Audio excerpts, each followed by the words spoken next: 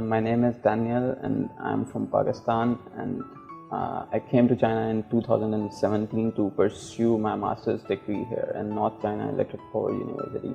So the main theme, behind coming to China was that at that time the President Xi's,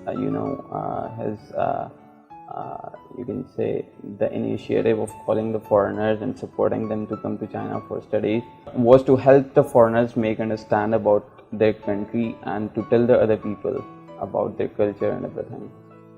So this is how I came to China, and in 2017 I started my master's degree at North China Electric Power University. My major is chemical engineering, and at that time I joined this company just for an internship, as we are also dealing in the trade sector of the chemicals, the industrial chemicals which belongs to the different sectors like alcohols industry, like the paints industry, like the plastics industry.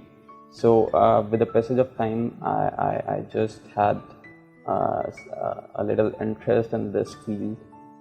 So observing the rapid growth of e-commerce in China, I just chose this path as my career. In 2017, Danyal Asif came to China for his further education. Usually, Pakistani students would choose popular majors to study in China, like agriculture or medicine. But Danyal decided to learn a less popular one, chemical engineering. The chemical engineering used to be a very good field in China, but recently, like in the past, due to the bad economic conditions, we did not had any growth in the industrial sector. Like we do not have the new industries growing on. We do not have any new plants working. That is why, like my major, it was a little bad to continue in China. I came to in Pakistan. So after that, I just came to China to pursue my degree in renewable energy. My work is a bit related to my major. Like you cannot say it is 100% related to my major, because most of the work that I am doing these days is related to e-commerce and related to the trade and marketing. But my major is chemicals, so I have to deal with the same kind of industry that I have studied about in my degree. So it is a little related, and gives me a little confidence when I talk with the people.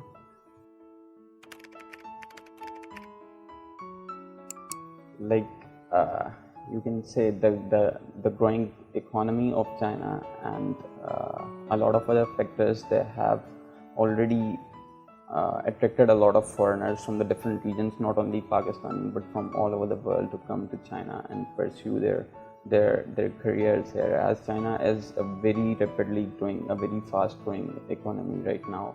Like in every field, you can say the internet, the e-commerce, the easy transportation, the high-speed trains, and most important of all, the good food.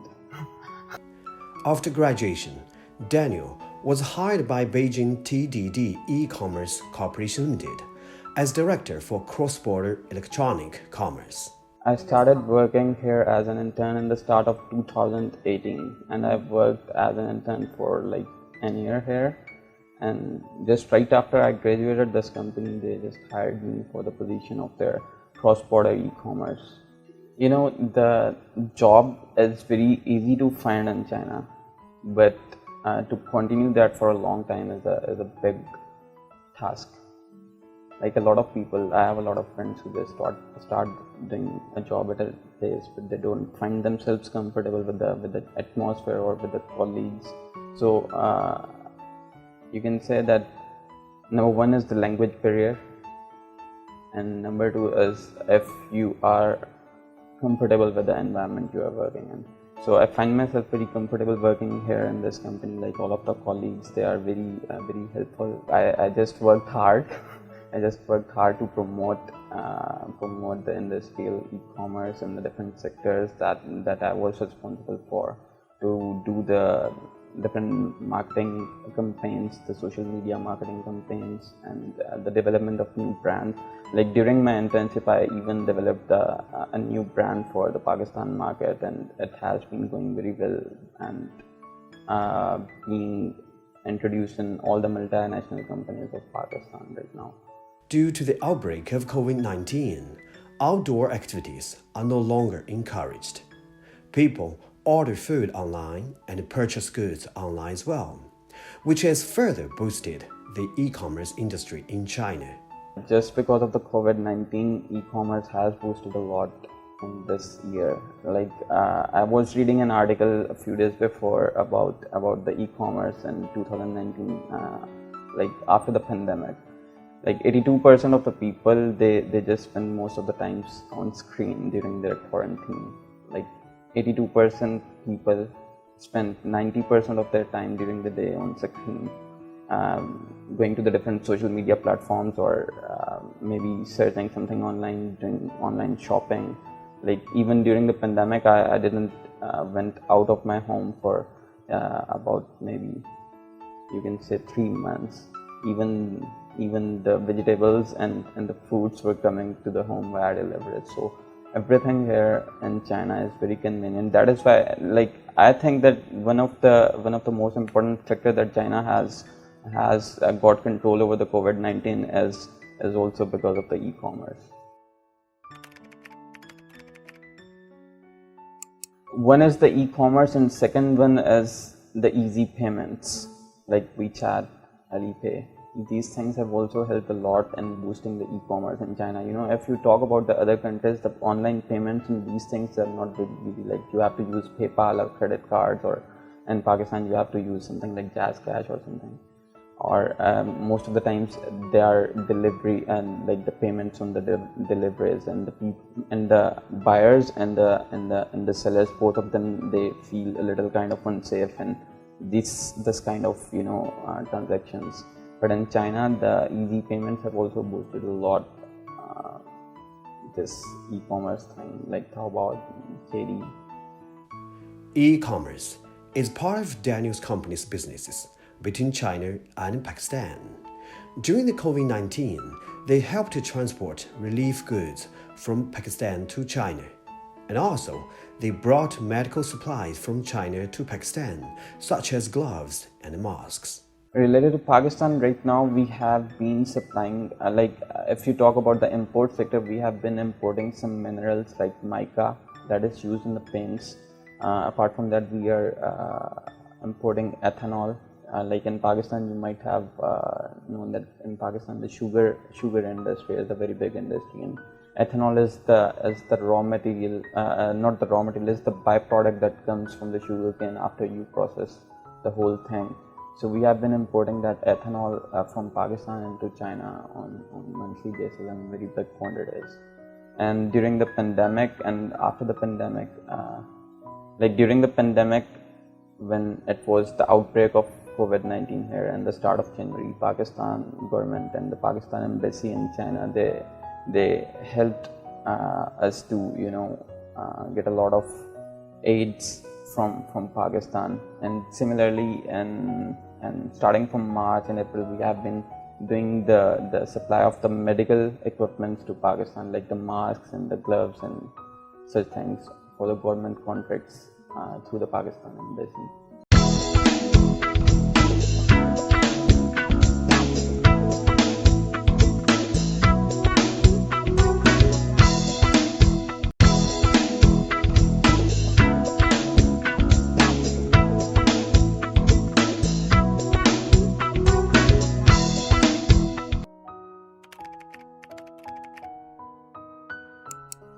There might be some obstacles for the future development of e-commerce in Pakistan, but those obstacles, they are very easy to handle upon. Those might be the payment systems.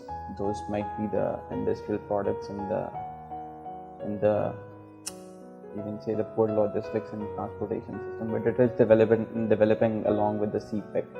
Like the CPEC, it will share a lot of problems. If we talk about the e-commerce, it is still developing in Pakistan at a slower rate, not at a very fast rate.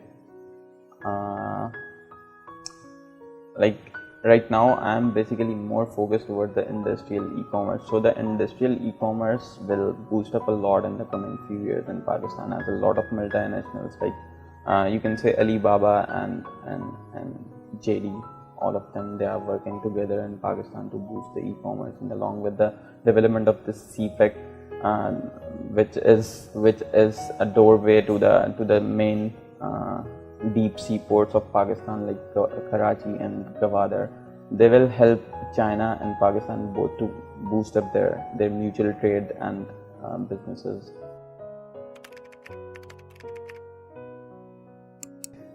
Like, we have a lot of suggestions, but everything that happens with the passage of time, you know. The e-commerce, it is already developing in Pakistan, but in Pakistan we need to improve a lot of things, like you can say we need to improve the logistics thing, we need to improve the payment system in Pakistan, we need to improve the banking system in Pakistan to promote the e-commerce a little more. Like logistics, it is important in every sector. If you talk about this, everything involving the e-commerce, I guess logistics is the main part. If you talk about by my, these riders, they are the most important part. If there are no riders, there is no by my. Same about like you talk about Taobao, you talk about JD. So in China, the logistics system, the transport system, it is very much developed. The people have access to every place, every part of China. If you even go to the backward areas of Pakistan, you have access to these by my and everything and stuff. But in the rural areas of Pakistan, we need to develop these systems. And I guess the CPEC and the China's Pakistan bilateral trade relations, and especially the China-Pakistan economic corridor, is a helping hand to improve all of these things in the energy sector and the transportation sector.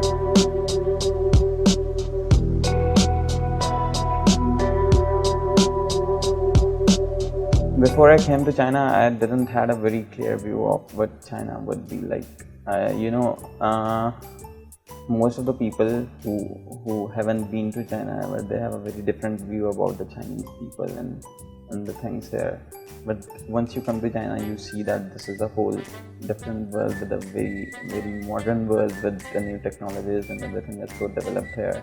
Before coming to China, I was not aware of the thing that China must be like this much developed and this good. Despite his daily tight schedule in the company, Daniel tries to enjoy his leisure time by traveling around China.